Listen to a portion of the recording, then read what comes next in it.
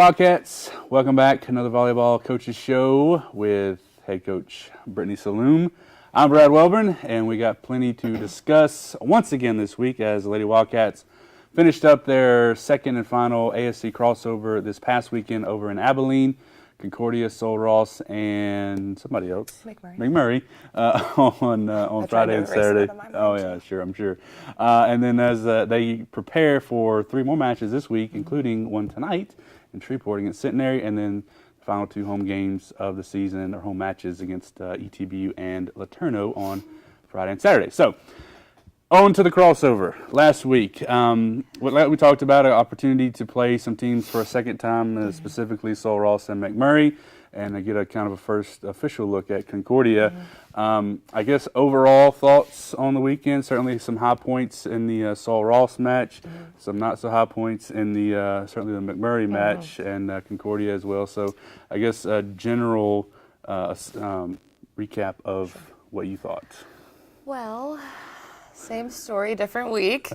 It's so mental for them, and that is very visible when you're watching them play, that they just can't overcome mentally. Yeah. So that's frustrating to still be dealing with that 6 weeks deep, now going into week 7. Concordia, like you said, that was the first time we got to play them. They didn't run as fast of a tempo as I thought that they did, so we had an opportunity to control the pace of the match and didn't, and ergo, our loss. Sol Ross, close sets again, and it comes down to, I mean, Sol Ross, they had so many attempts, like attack attempts. I think it was 161. So that's a lot of swings in a match. And so it's like a double-edged sword. It's and Sol Ross had a lot of swings as well. It is a compliment to both defenses that people were getting themselves in position to play the ball and fighting on defense. And it meant that neither offense could finish and put the ball away. So it was a frustrating match. They were frustrated because they feel like that's a team that they can beat, and they didn't. And so it comes down to errors and who's being most aggressive. And McMurray. They're just athletic. I mean, from what I remember, they're very athletic. They are athletic. They're jumpy and fast, and they've just got really talented girls. So that's not necessarily a match I think we should win. It's not a match we should lose as egregiously as we did. So it was a frustrating loss, and we had a recruit there to watch it. Well, she's committed. We have a committed student athlete who came to watch us, and I was like, I promise it's not always like this. So, but she's still coming. Okay, great. So you said it's kind of a mental thing now at this point, really, in the season with just a couple weeks left. So do you think more because it's so new and it's so many freshmen that they're not really fully into the grind, I guess, of a full volleyball season and what it takes, especially against this kind of competition? Yeah, I think that's a big part of it. And I actually said to them over the weekend, a lot of them, in terms of my freshmen, people who were recruited, a lot of them came from programs that were very successful, and there was a lot of talent, and for some of them, they were the best person in the gym, and it wasn't really about technique or know-how or want to. They were just athletic enough. So they were a big fish in a small pond, but when you get to the college level, everyone was that person. So you can't get away with what you got away with in high school, A, because they don't have the people surrounding them to pick them up, and B, because you play teams like McMurray where every girl in the gym was the best person in the gym, and so you have to fight hard. And, that's interesting you say that, because that's kind of a across the board. It's certainly, when you think D1 or D2 or whatever, even at this level, it's legitimate college volleyball, college sports, and so it's I think maybe the expectations as you come in as an athlete are maybe a little bit lower than what they should be. So that's very interesting. All right, well, moving into this week, like we said, 3 matches, another in-state opponent, a second time heading over to Shreveport to play Centenary, and then rematches with ETBU and LeTourneau on the weekend. So I guess first, second time with Centenary. We talked about it last week with the whole rematch aspect. So do you feel like, maybe if you take that Sul Ross game out of itself to kind of build from that to what we saw from last time against Centenary to what we'll see tonight? Mm-hmm. Centenary has one very heavy-handed hitter. Mm-hmm. Triple alliteration. And it will be incumbent upon us to shut her down. We need people to play true to the system. That's our favorite thing to do, not play the system.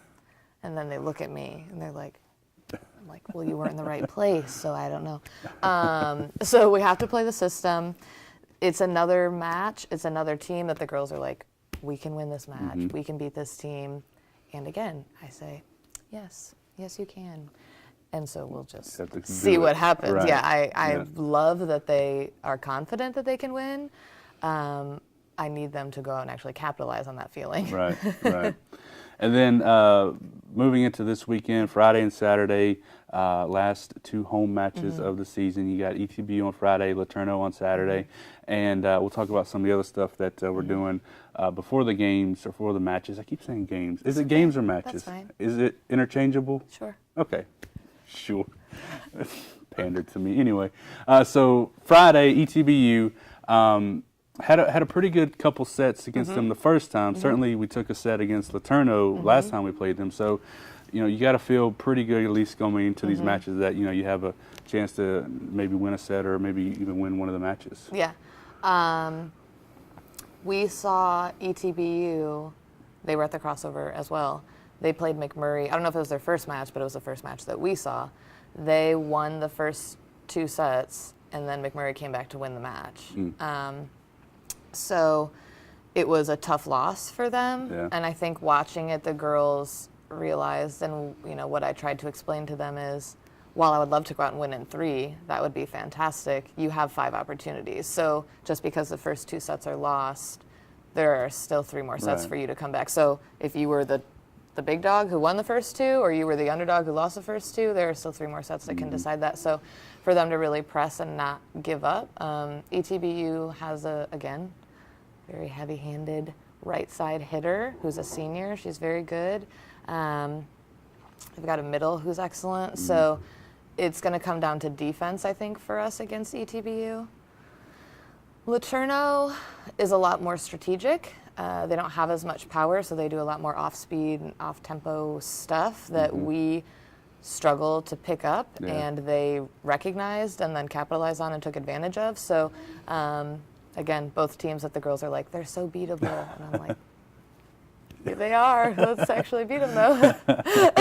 All right. Well, yeah, definitely. Because, I remember the Laterno match, just those little dump over tips and things like that, where the middle was kind of, we'll see if some of the changes are available. So, so before the matches on Friday and Saturday, a couple of special things going on. So why don't you fill the folks in on what's happening? Cancer awareness match on Friday, and then of course we have Senior Day on Saturday for our one senior. So just fill people in on what's happening. Yeah. So Friday, as he said, is our cancer awareness match. We will be collecting donations at the doors, and that's going to go to the Side Out Foundation, who is, what did we decide the best word was? Affiliated. An affiliate of the Susan G. Komen. Subsidiary. Subsidiary, offshoot, we got all kinds of stuff, of the Susan G. Komen Foundation. So that's actually an organization that volleyball at large is partnered with. So we will be sending them the proceeds for stage 4 breast cancer research. It's also going to be a memorial game for us, which you'll hear about if you come. I don't want to, it's kind of a surprise, so I don't want to give a lot of it away. But if you do come, wear purple, some shade of purple, it doesn't matter. You don't have to be picky. Saturday, senior day for our one senior, Taylor Payne. So come out and support her. It is fall break, so it gets tricky with who will be on campus, but we would love to have as many of you out as possible to support our last 2 home matches and our senior. Absolutely, yeah. Taylor's been a big part of this team this year. Really progressed. I mean, having really not played volleyball at all, basketball player by nature, made some great plays, some big blocks and things like that. So very talented individual for sure. So, Brittany, always a pleasure. Thanks for joining us. Be sure to follow them on the Twitter and all the places, Facebook and everything. Links for live stats will be available on our website as well, lcwildcats.net. So for some reason you can't make it, you can follow it on the interwebs as well. I'm Brad Welburn. Brittany, thanks again. We'll see you next time.